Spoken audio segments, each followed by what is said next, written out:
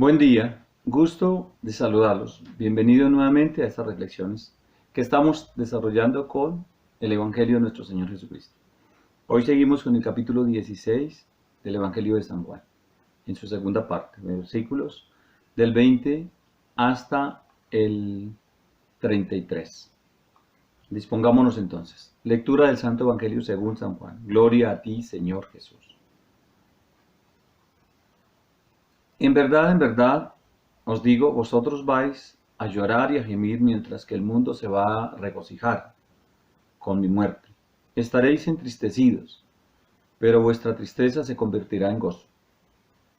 La mujer, en el momento de dar a luz, tiene tristeza, porque su hora ha llegado, pero cuando su hijo ha nacido, no se acuerda más de su dolor por el gozo de ver a esa criatura. Así también vosotros tenéis ahora tristeza, pero yo volveré a veros y entonces vuestro corazón se alegrará y nadie os podrá quitar vuestro gozo. En aquel día no me preguntéis más sobre nada. En verdad os digo, lo que pediréis al Padre, Él os dará en mi nombre. Hasta ahora no habéis pedido nada en mi nombre. Pedid y recibirás, para que vuestro gozo sea colmado. Os he dicho estas cosas en parábolas, pero viene la hora en que ya no hablaré más en parábolas. En aquel día pediréis en mi nombre, y no digo que yo rogaré al Padre por vosotros, pues el Padre os ama a ustedes, Él mismo, porque vosotros me habéis amado y habéis creído que yo vine del Dios. Porque yo salí del Padre y vine al mundo, y otra vez dejo el mundo y retorno al Padre. Pero yo no estoy solo, porque el Padre está conmigo. Os he dicho estas cosas para que halléis paz en mí. En el mundo pasáis apreturas, pero tened confianza. Yo he vencido al mundo. Palabra del Señor. Gloria a ti, Señor Jesús. Enfrentémonos entonces hoy a este bello evangelio y reflexionemos un poco sobre cada una de esas versículos o esas partes que él nos refiere. Dice Jesús, en verdad os digo, pues vosotros vais a llorar mientras que el mundo se va a regocijar. Estarás contristados, pero vuestra tristeza se convertirá en gozo. Así también vosotros tenéis ahora tristeza, pero yo volveré a veros. Y entonces el corazón se alegrará y nadie podrá quitar su gozo. La advertencia de Jesús en este evangelio o en estas frases, en estos versículos, a sus apóstoles respecto al dolor de su partida, está basado en la cercanía que ellos tenían con él y ese apego que se establecía por parte de los discípulos al Maestro durante toda su evangelización. También la advertencia está en esa necesidad que tienen los seres humanos de la presencia física de los seres queridos, con los cuales nos acostumbramos a ser cercanos en esta existencia. Lo que permite esa relación de amistad o de compañerismo o de familiaridad y que se establece con cariño, establecidas en la condición del ser humano de ser sociable, pero que al mismo tiempo genera dolor cuando se separan.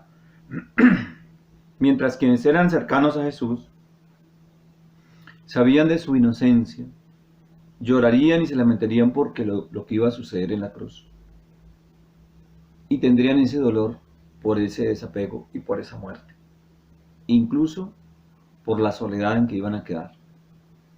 Los que no lo eran y no eran cercanos a Jesús y no lo seguían, muchos de ellos los consideraban una amenaza para sus propósitos, que su afán era, por supuesto, el poder del mundo, y entonces se alegraban con la muerte de Jesús.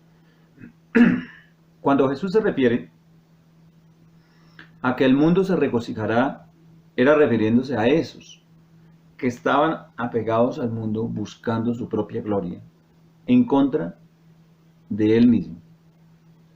Por eso sentían en las palabras de Jesús amenaza, y por eso lo condenaron a muerte. Ellos se sentían amenazados porque lo que hacía Jesús provocaba contrariedad en la obtención de sus deseos de poder. Eso que por razones a sus deseos se alegraron de la muerte de Jesús, recibieron su propia condena, en la pena de no poder destruir la verdad revelada ya, y por el contrario verla surgir como una iglesia, como algo presente, ese cambio. Aquellos que le seguían, que lloraron la muerte, recibieron la recompensa de la resurrección cuando Él nuevamente llega en espíritu. En esa gracia recibida por el poder del Espíritu Santo, dada a Jesús. Entonces se revela en ellos ese gozo de volver a ver al Maestro, ahora como espíritu, y entonces ahí está la recompensa. Como acto de esas criaturas en haberlo reconocido, allí en Pentecostés cuando ellos reciben la gracia, donde los discípulos estando refugiados para no ser atacados, se les aparece Jesús y les entrega esa gracia de realización. Entonces, quiere decir que el dolor de la muerte de Jesús los llevó después al gozo de verlo.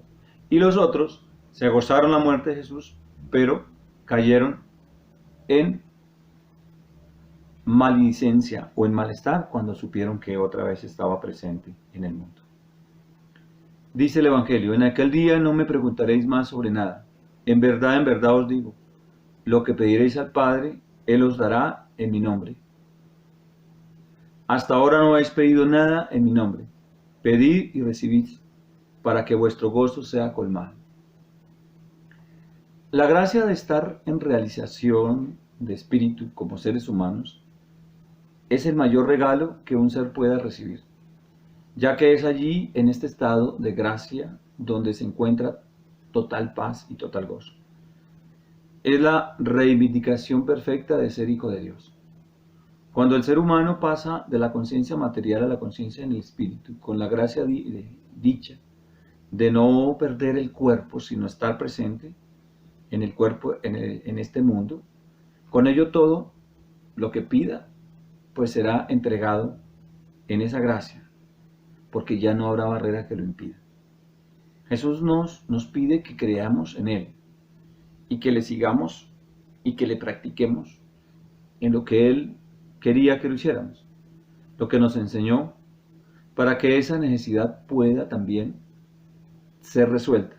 El actuar como animador o intercedor de la gracia divina, quiere decir, creámosle a Él para que Él pueda también actuar como un intercesor ante la fuerza divina.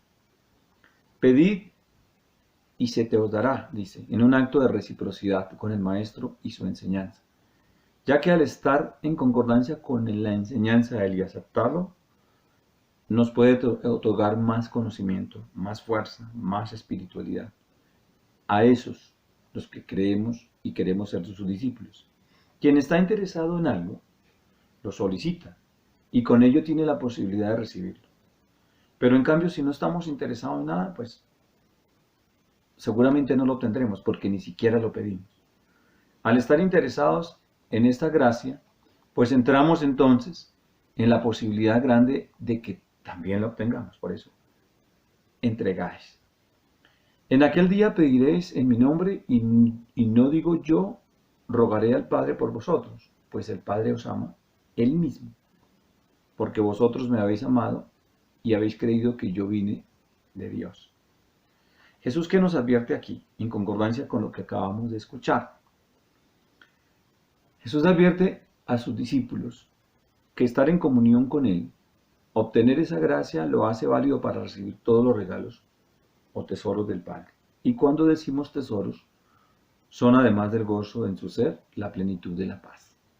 También, al estar en esa conciencia divina, tiene el poder, o tenemos el poder, de las acciones de la materia, y la transformamos hacia nuestro beneficio. Todo aquello que se hace posible desarrollar como signos o como milagros. Esa es la fuerza en la voluntad humana y en esa concordancia con los actos positivos que otros han hecho. Está bien confirmado este hecho, ya que en los años siguientes, después de la partida del Maestro, sus apóstoles, quienes creyeron en él, recibieron las gracias del Espíritu y también hicieron milagros. También ayudaron a sanar enfermos, incluso a resucitar muertos. También transmutaron materia, hicieron milagros y ayudaron a mucha gente. ¿Esto qué nos confirma? Que quien cree y sigue una verdad puede obtener también la capacidad de hacerla. Todo es un aprendizaje, todo es un acto de aceptar, entender, aprender y practicar. Esto lo debemos considerar muy profundamente y no es un tema de mentiras, es un tema real. Que nosotros mismos podamos construir una gracia hacia la plenitud de la cristicidad como lo hizo el Maestro. Aprendamos y recibamos también el poder avanzar en esa línea. Salí del Padre y vine al mundo, dice Jesús. Otra vez dejo el mundo y retorno al Padre. ¿Esto qué significa? Yo creo que esto es de las frases más perfectas y hermosas que podemos nosotros recibir de un maestro. Esta frase es entender todo. Al entender nuestra composición humana y nuestra tarea en esta composición humana o en este mundo. Al ser concebidos recibimos la gracia del Espíritu en nuestra carne, en lo que somos. Da vida el Padre, que acompaña al cuerpo toda su existencia. Y con todos, como conocemos como la vida. La vida, al ser espíritu, ya está establecida antes que los seres nos encarnemos. O sea, el espíritu está antes, se encarna en el cuerpo, continúa en la existencia y luego trasciende. Somos espíritu y con la concepción del espíritu se hace vida en cada uno de nosotros o los seres en el mundo. Nosotros los seres humanos tenemos el privilegio, por encima de muchas especies, de tener la mente. Y la mente nos da la posibilidad de razonar y reconocer el espíritu. Y llegar a él en el transcurrir de esta existencia a entender lo que somos. Cuando termina nuestro ciclo de existencia, a cualquier edad, el espíritu sale del cuerpo y vuelve a esa esencia que lo trajo o donde vino como fuente. Esa esencia es el Padre. Jesús nos entrega con esta frase la revelación más grande y poderosa que podamos recibir todos, para una reconciliación con nosotros mismos y con nuestros hermanos. Así que, como la gran esperanza de que hoy no hay muerte, sino que es una transición de espíritu, que vino del Padre, se hace naturaleza material mientras existe, cumple su función de purificación, de servicio, y vuelve otra vez cuando termine la existencia a la fuente, al Padre.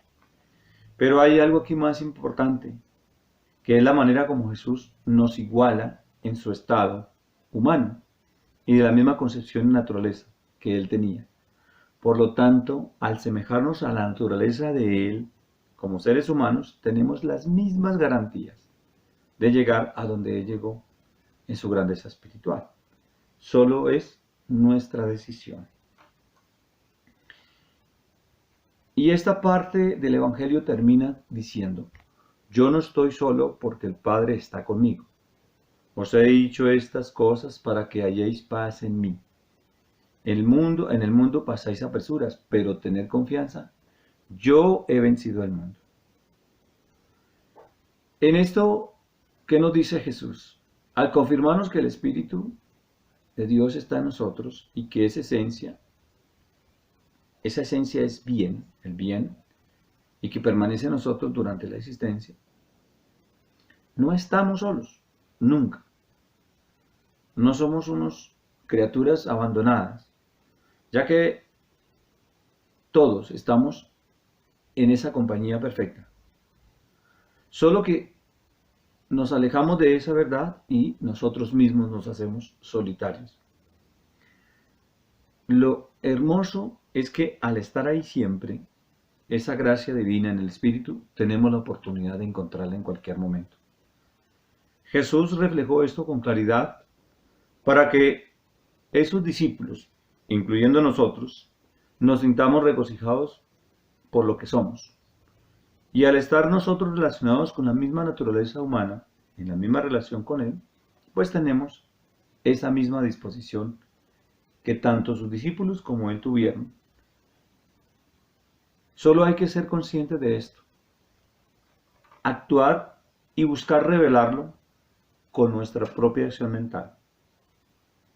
Tener confianza que es así, ya que al estar constituidos de espíritu y Dios en nosotros, podemos en cualquier momento entrar en esa relación perfecta. Construir ese acercamiento al Padre. En todo momento está la clave. En todo momento.